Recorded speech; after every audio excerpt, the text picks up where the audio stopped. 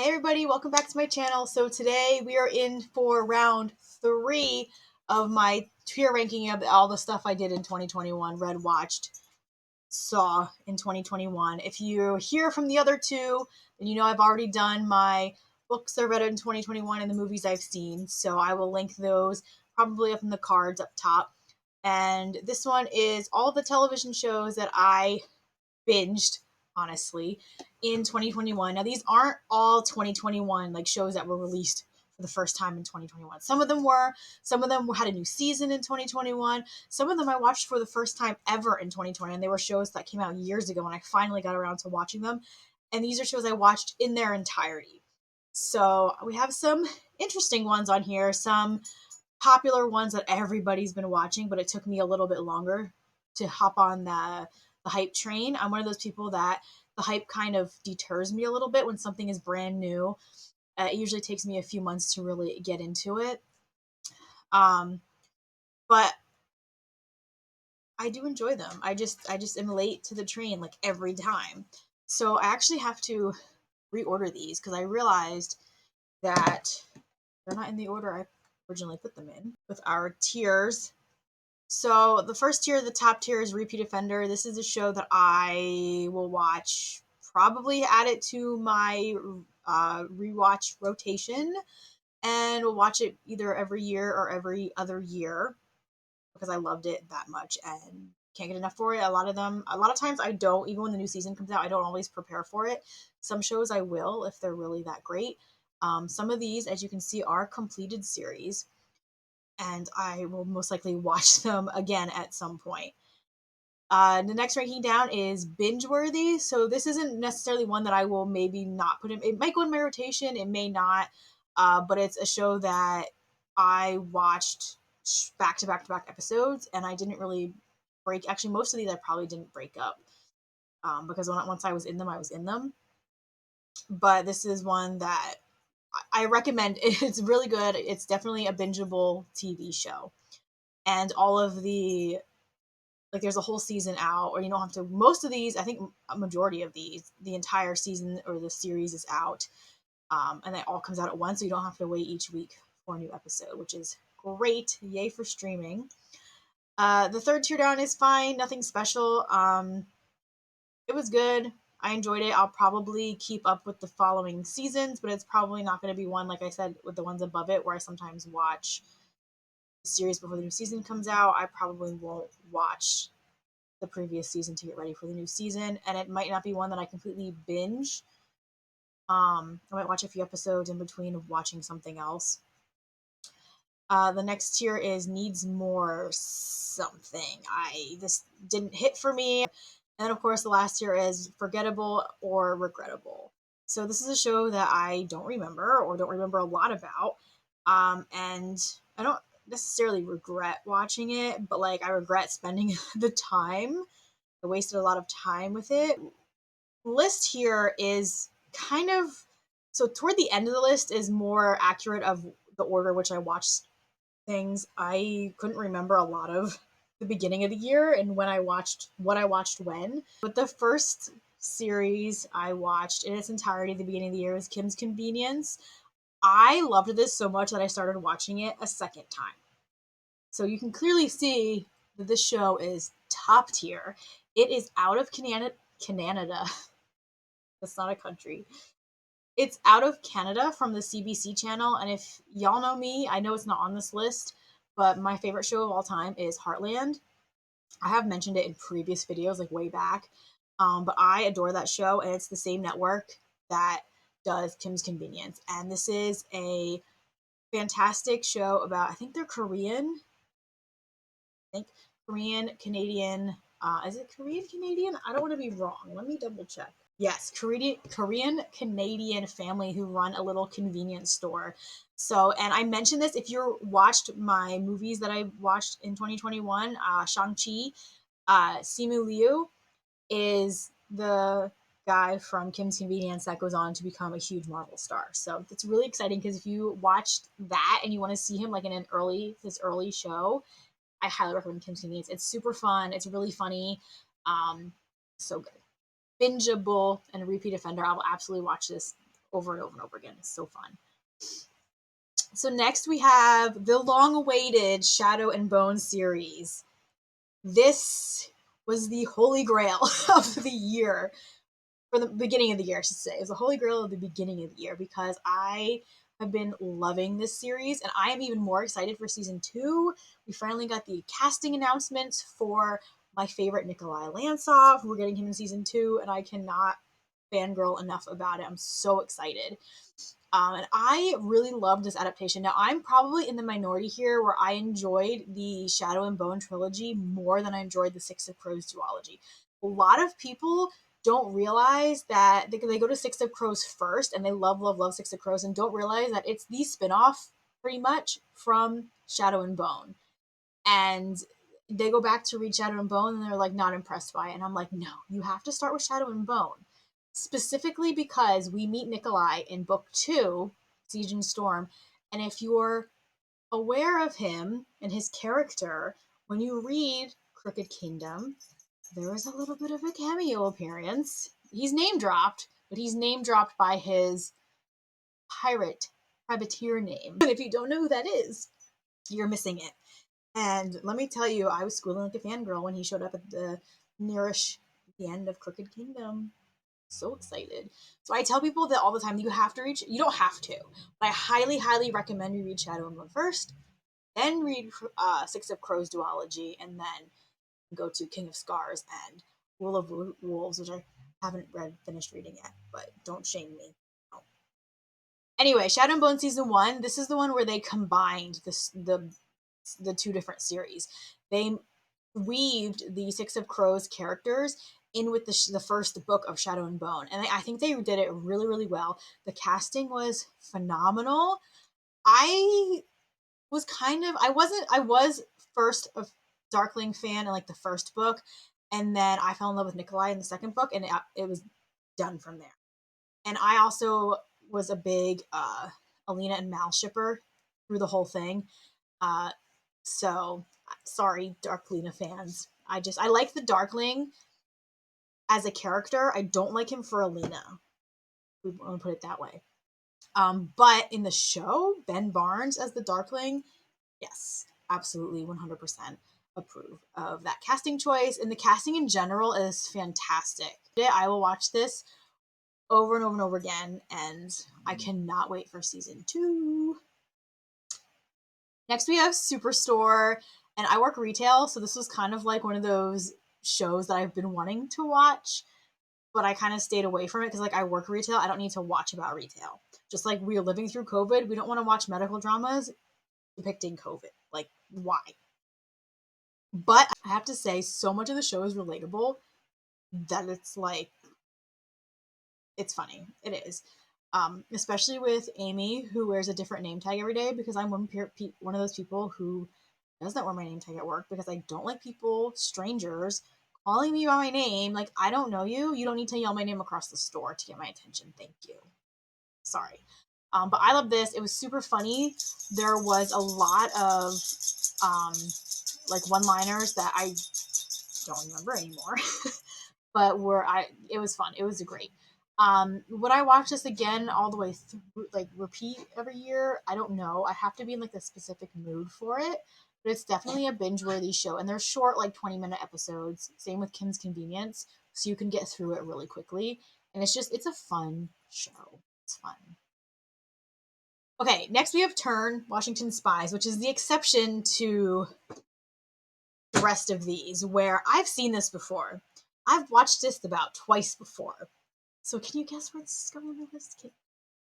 Yeah. I love this show.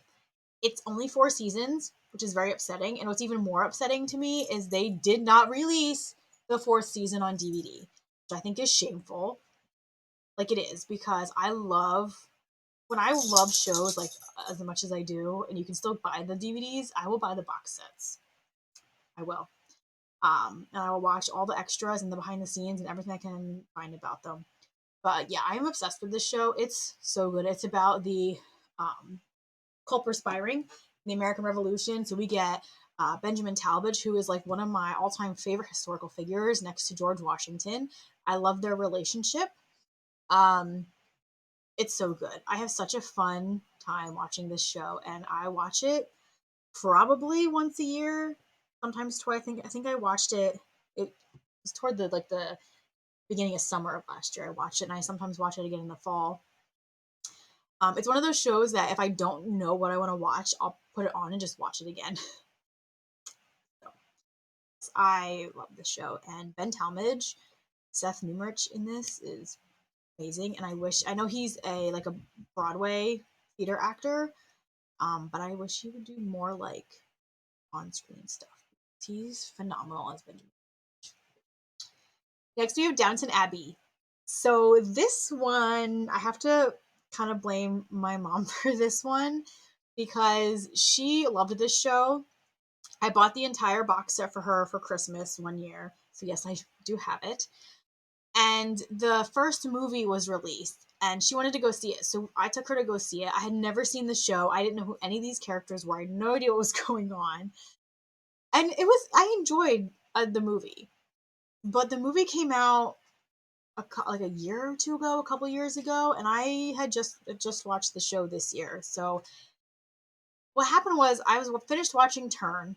I didn't want to watch Turn again, but I was still in like that period drama. Like I wanted something, a period piece to watch. So I tried Downton Abbey, and let me just say, I'm ashamed. I am ashamed I did not watch it sooner because I loved it. I really did. And this was another one that once I finished it, I was like so upset that it was over. So upset. I do have the DVD box set, but I had to buy the movie because of course it's not on Netflix with the rest of the series. So I watched the movie again, and now I am even more excited because the second movie is coming out this year, and I cannot wait to go see it. And I would absolutely watch this show again because I started to rewatch it. This was another one I started to rewatch after I finished it because I was just so excited about it. It was so good. Next, we have this one is a nonfiction show. Okay, I love watching the History Channel. I like watching the actual history stuff. I'm not a fan of like the reality shows like Forged in Fire and Mountain Men and Finding Bigfoot, like all those. I mean, I don't know. I don't like them on History Channel. So I watch History Channel. I want to watch History Channel. So this new set of series they're doing, the food that built America, the toys that built America, the engineering that made the world, the cars that built America, like I love them because there's half it's a lot of they have a lot of fictionalized represent like depictions of events that happen. So they have actors on scene on a set like reenacting these moments in history while we also have the experts who talk about and discuss the things that happen. And Food That Built America is the one that got me started because I love to eat. I find the history of different places so interesting. So we have the history of McDonald's, the history of Burger King, you have the history of Coke and Pepsi and the rivalries between them. You have the history of Kentucky Fried Chicken, Domino's, and Pizza Hut, and the rivalries for them. Or all of these, they all just are to come together, and it's fascinating to watch because McDonald's, when the McDonald brothers were making their like food assembly line when they created it they drew it in chalk on a tennis court, they were inviting other restaurant owners to come see how things were made. They weren't patenting it. They didn't patent anything. You didn't have to pay to see how they ran their business, their successful burger business. And Glenn Bell from Taco Bell was one of the people that came in to see how their operation worked. And like, it was just mind blowing because they were letting all of these um, competitors in to see the to see the genius that is the food assembly line. Then of course you have Ray Kroc who comes in and just completely pulls the whole um, company out from underneath the McDonald brothers. It's fascinating. If you watch The Founder, also on Netflix with Michael Keaton who plays Ray Kroc, also very interesting because that's the whole story of him going up from his selling milkshake machines to start becoming a big franchise or owner of McDonald's. But it's fascinating information and fascinating stories. And you get just not from fast food, but like also like Wrigley's gum and like chiclets and like where it comes from. It's so interesting to me. And this is why I was a history major in college, because this is the part of history that I like. So anyway, I can go off on a tangent. I loved this show. It was super informative. It was super interesting. They have the snack sized ones. If you don't want to watch the full hour long episode, they have like little 20-minute ones, or you can get snippets of each one. So good. I really enjoyed this. I can't really know. I don't really know if it's a repeat offender. I don't know if I would watch it again. I mean, I retained a lot of information from what I watched. Is it binge worthy? I think it's binge worthy because I would see the episodes that were coming up and I'd be really excited. Be like, oh, we got to get the history of White Castle. Like, I'm super excited to see where White Castle came from and where they got the idea for the 5 holes in the patties and the smash in the burger. Like, it's interesting. The nerd in me is out, if you could notice. Okay, next we have Bridgerton. This is a huge fan favorite. Again, based on the book series by Julia Quinn, which is a series, if you watched the books I read this year, a series I binged this year after watching the first season of this TV show. And I enjoyed this. I enjoyed the TV show better than I did the first book of the series, that the first season is based on. I think that's because I watched the show first, that I didn't enjoy the first book as much as the show. And there's a lot more pulled from other books a little bit that are dumped into this one, specifically book 4 with Penelope, if you know what I mean. Binge worthy?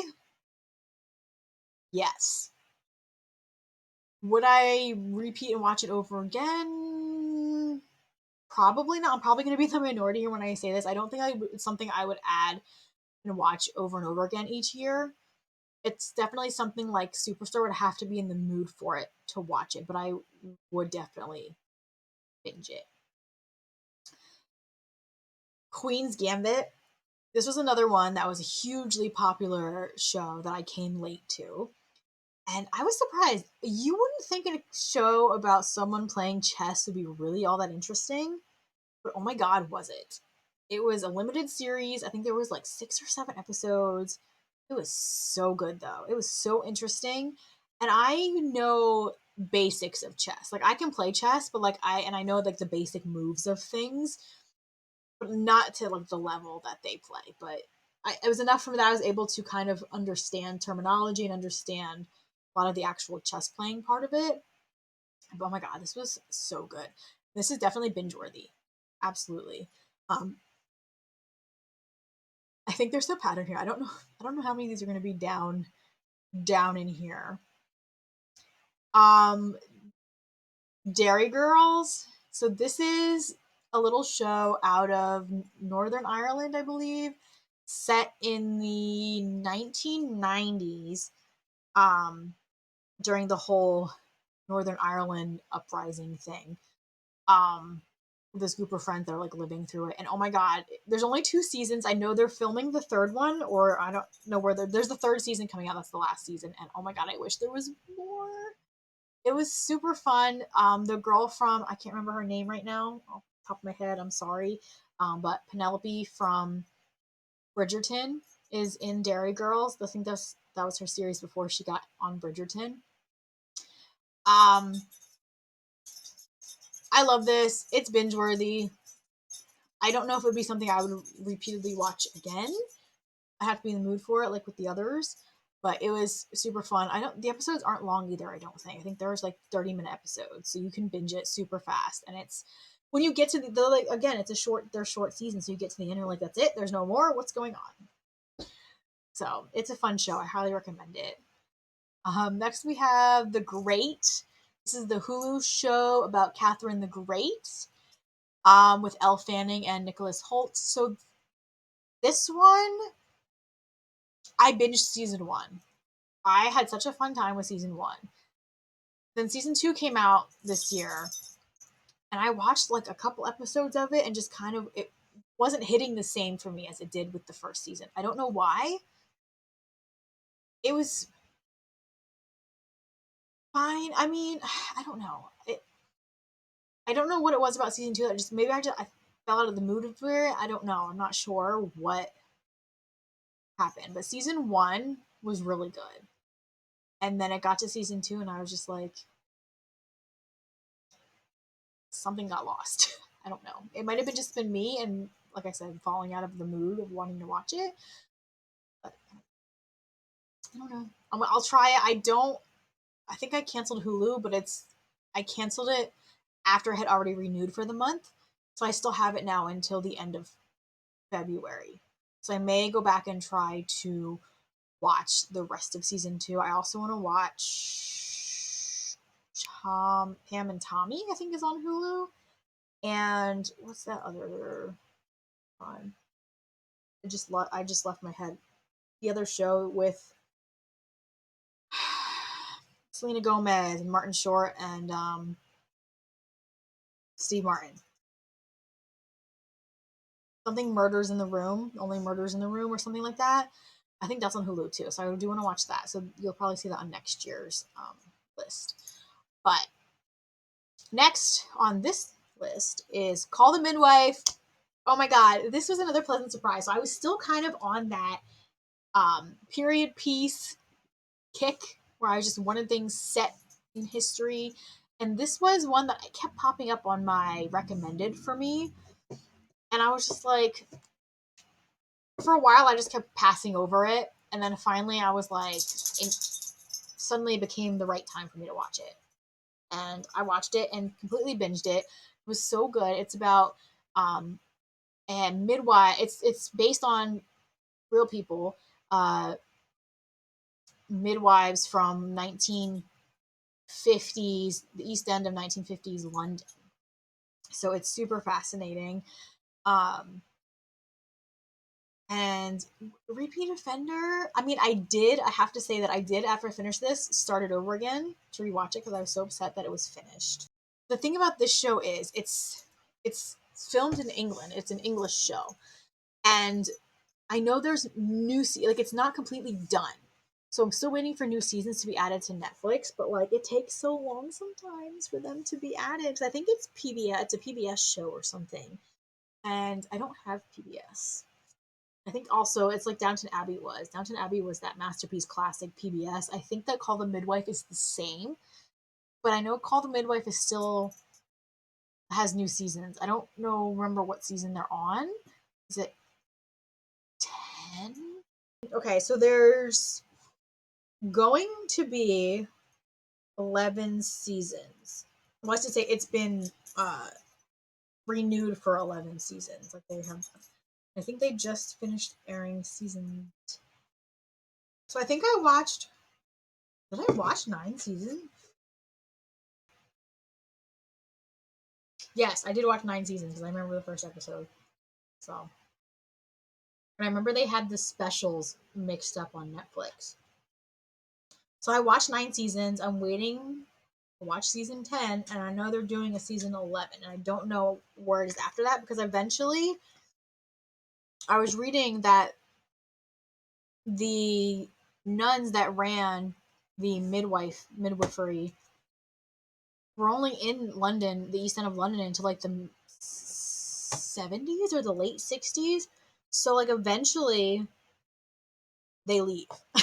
But the show is so widely popular, so that's like, do you just cancel it because there's no more like content to go on? I don't know.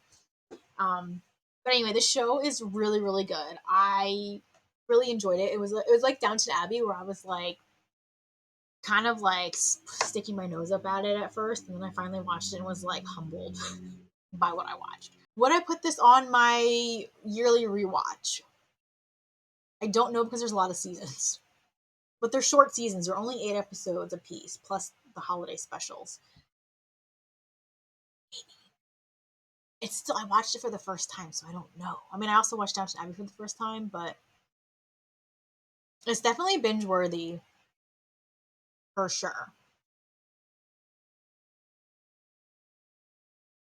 We'll see. If I watch it again, it may move up a tier, but we'll see. For right now, we'll put it here. Next, we have Dash and Lily, another another series that was made from a young adult book. I enjoyed this. This was a Christmas. This is around when I was watching all my Christmassy stuff, and it's a holiday. It's fun. We have Dash and Lily. We have Lily who hides a book in the Strand bookstore in New York City, which is a real place. It's her favorite place in the world, and she hides this journal in the book stacks that has like a scavenger hunt in it. And Dash is the one that finds it, and he completes the hunt. And they start communicating with between back and forth. They haven't met, but they communicate back and forth with this journal. They will hide it at different places, leave it places, do dares for each other. It's based on the book Dash and Lily's Book of Dares, and they help each other get out of their comfort zones, and they become friends through this journal, and then they eventually do meet up, and happen. I enjoyed the first chunk of this. It's a short series. I enjoyed the vast chunk of it, and then like the last couple episodes, it kind of petered out for me. I have not read the book of this though, so I don't really compare it to the book because I have not read it. But it was cute. It's binge worthy, but again, it's very short. It's only one season. I think there's like 8 episodes maybe. It's short. It's fine. Next we have The Chair with Sandra Oh from Grey's Anatomy, and this one is one of the ones that was forgettable for me. It was again short. I think it was like 6 episodes. I don't remember a hell of a lot about what this was. I remember I had it on in like the background as I was doing other things, and yeah, I remember she takes over the position from this guy who like I don't know if he's like a drunk or he just kind of is like a slacker, and I don't know. I don't remember. It's forgettable. Don't remember. Next we have Frontier. So this was another. I was going back and forth. You can see I was bouncing back and forth between contemporary and like period drama. So Frontier is about the. I think this is. I'm not sure which part of history this is because it's like the fur trade with the I can't remember what the trading company is with the British and the Canadians. It's like in the northern territories of Canada, and there's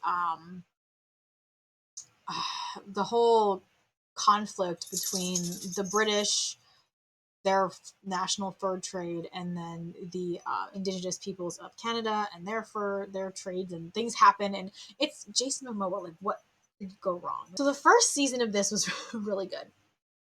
The second season, I think there's 3 seasons. The second season was also good.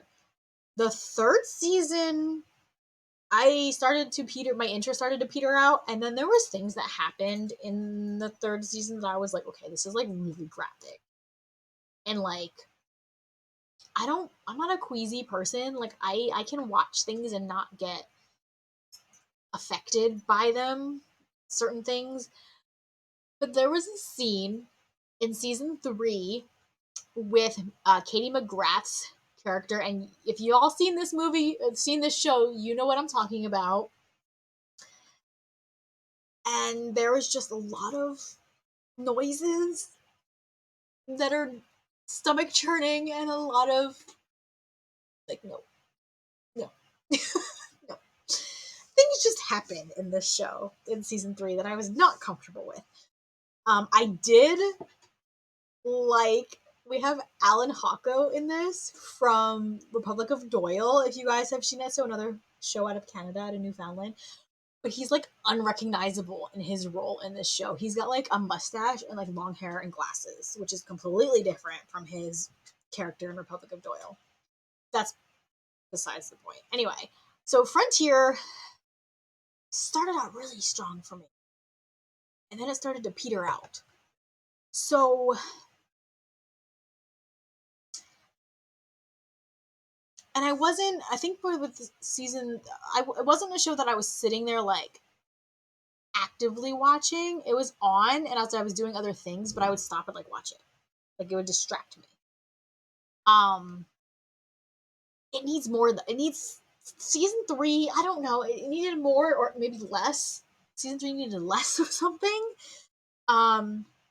It was a good show though. And it was another one that kept popping up on my recommended shows on Netflix that I finally watched. Okay, now we have The Witcher, which is the, what did I say Shadow and Bone was for the first half? The cream of the crop, or I don't remember what phrase I used for the first half of the year. The Witcher was the thing I was waiting for the end of the year, as are many of us. So the first season of The Witcher was the one that I waited. I love Henry Cavill. We all know this. It's no surprise. I say it all the time. However, I was so like almost afraid to watch season 1 of The Witcher. I mean, I watched season 2 this year. I watched season 1 like last year because it came out in December of 2019. I watched it in like March of 2020. So I'm not talking about season 1, but I'm just giving you the little backstory with it. I was so excited for this show that I was almost afraid to watch it because I didn't want the experience of watching it for the first time to be over.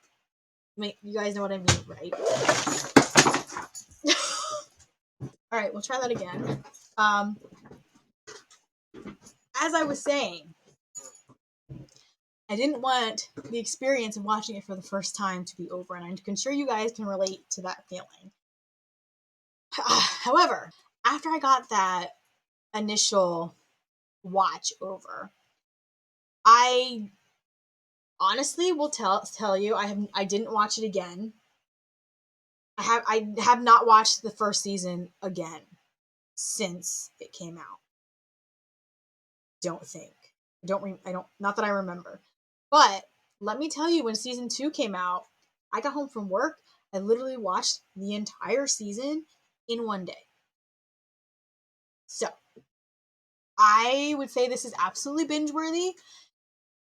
It should be a repeat offender because I should watch it like a million times a year because it's amazing and I love it so much. But I think it's just because I love it so much, like it's almost like too intense for me to watch it because I just sit there with all of my fangirly feels and like cannot contain myself. Couldn't tell. Sorry. Oh, I love it so much. I'm so excited for the rest of the series, and I'm so excited that Henry Cavill actually is committed to do it for 7 years because he's that dedicated to the character. And finally, the last show that I watched the year is season 2 of Emily in Paris with, oh my god, Lily Collins. I want to say Britt Robertson. That's not who that is. Lily Collins. This show is super fun. Okay, this is, a lot of people say it's from the producer of Younger. Okay, it's a Darren Star show. I love Younger. I've watched Younger several times, well, 3 times, because it's such a fun show. Emily in Paris is also a super fun show. I love France. I've been to Paris. I love the whole aesthetic that is Paris. I don't know if you can, no, you can't see. I have Paris curtains. I have Paris, well, I don't have them on right now, but I have Paris sheets. I love the whole culture that is the Parisian culture, the French culture. If I spoke more fluent French, would I move there? Possibly.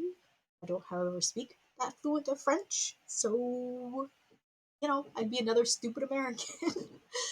um, this show it was fun. I like it.